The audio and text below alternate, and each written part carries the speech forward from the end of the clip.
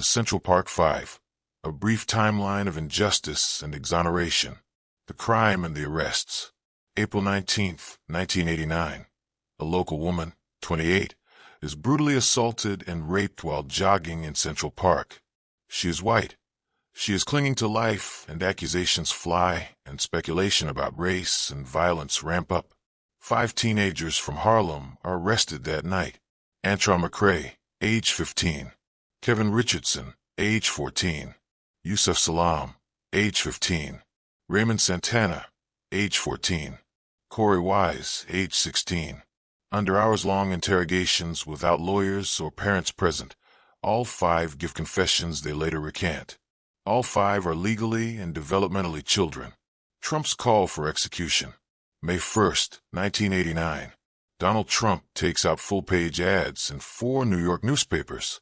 He demands the reinstatement of the death penalty and calls for the execution of these minors, urging, "Bring back the death penalty. Bring back our police." Convictions and prison sentences. Despite no DNA linking them and no physical evidence, the 5 are convicted in 1990. The now young men serve sentences ranging from 6 to 13 years. Their families hold out hope for new evidence, while Trump continues his hate rhetoric about these legally minor children in a case that would later mirror a few of his own. Exoneration by DNA and the real perpetrator. 2002. Serial rapist Matias Reyes confesses to the attack. His DNA matches the crime scene evidence. He admits he acted alone. New York County Supreme Court vacates all convictions later that year. The 5 men settle a civil suit against the city for $41 million. Trump's continued assertions. Even after Reyes's confession and conclusive DNA evidence, including semen analysis, Donald Trump has refused to retract his calls for their execution. April? Mr. President, will you apologize to Central Park 5? They've been exonerated. There have been videos and movies shown about the case, and you came out with a full-page ad saying that they should die, that they should have the death penalty. Why do you bring that question up now? It's an interesting time to bring it up. You have people on both sides of that. They admitted their guilt.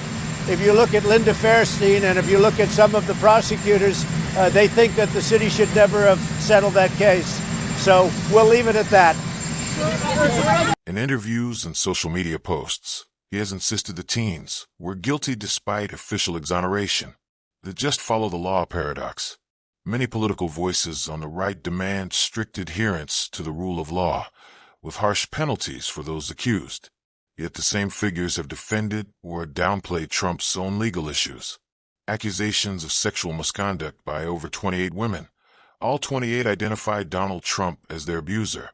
This seems like further proof Donald doesn't believe or trust or respect women. Examples can be seen when Charlie Kirk's widow forgives Tyler Robinson and Trump undermines her at the very same memorial in a 40-minute soapbox lecture about politics. Not Charlie. I digress.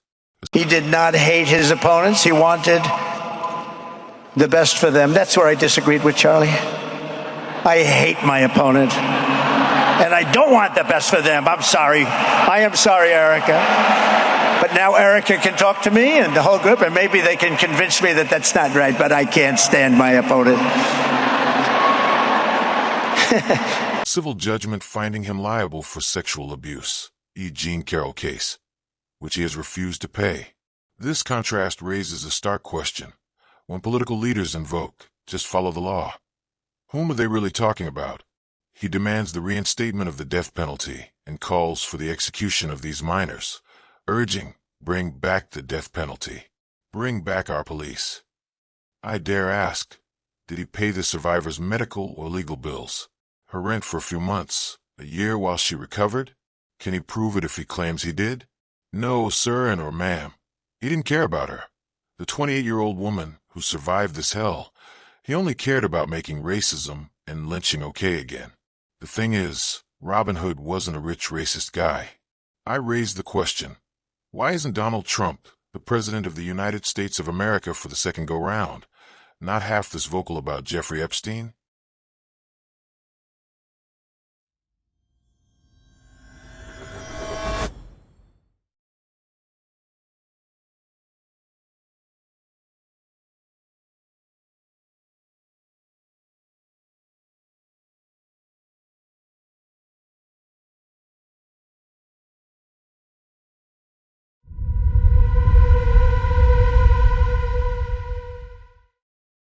Contents of Trump's 2003 card to Jeffrey Epstein. Voiceover. There must be more to life than having everything. Donald. Yes, there is, but I won't tell you what it is. Epstein. Nor will I, since I also know what it is. Donald. We have certain things in common, Jeffrey. Epstein. Yes, we do, come to think of it. Donald. Enigmas never age, have you noticed that? Epstein. As a matter of fact, it was clear to me the last time I saw you. Donald. A pal is a wonderful thing. Happy birthday, and may every day be another wonderful secret.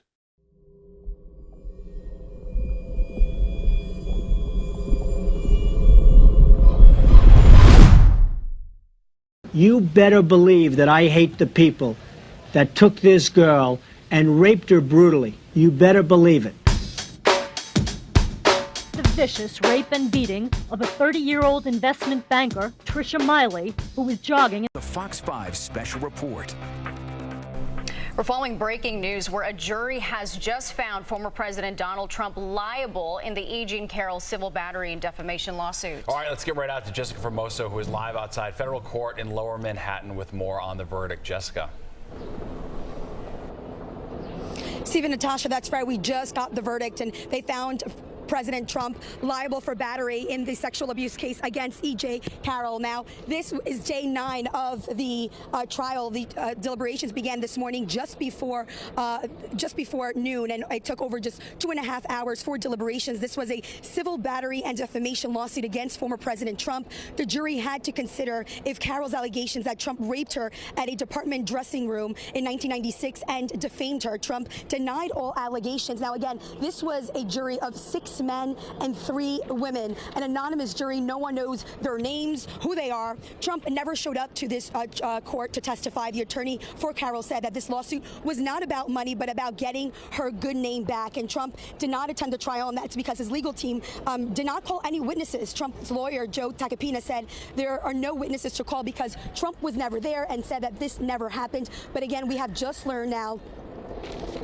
that they have found former President Donald Trump liable for battery in the sexual abuse case against Carroll. There is a lot of media out here. If you can take a look, come back live here, you're going to see a lot of cameras here, even bystanders and New Yorkers standing outside the courtroom waiting for Carroll to walk out. Again, President Trump is not present. He never came to this trial. Only his legal team is here, and we hope to hear from both sides, from both legal teams. Joe Tacopina, which is former President Trump's lawyer, as well as Carroll's attorneys, will make some sort of statement at some point. We also know that this trial also has to do with monetary, to try to do, give some repairs, monetary repairs to Carroll, and we're still waiting to see how much money that is that the jury says needs to be awarded to Carroll, but that still is unknown at this point. Of course, we have a reporter inside the court, Morgan Mackay, who has been here for all 9 days, and she should have more later on today. I send it back to both of you guys inside. Very well. All right, thanks, Jess. Yeah, that is the big question. So what now? And as she just mentioned, right, if you are just turning in,